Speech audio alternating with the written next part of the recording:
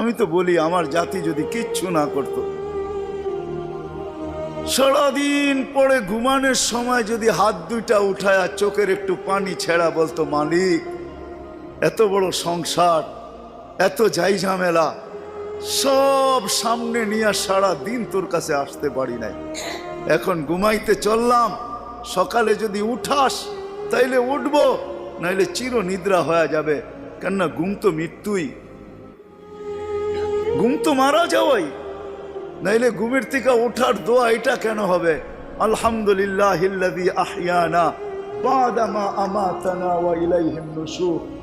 ঘুম যদি মৃত্যু মরা না হইতো, মৃত্যু বরণ করা না হইতো, তাহলে এই দোয়া ঘুমের থেকে উঠার হতো তো হইতো কেন? অন্য দোয়া হইতো, আরো তো কত দোয়া হইতে পারতো। বোঝা গেল আমি মৃত্যুর থেকে ফিরে আসছি, মরে গেছিলাম ঘুমের ভিতরে। আমার জাতি যদি শোয়ার আগে হাত দুইটা উঠায় তওবা করে শুইতো,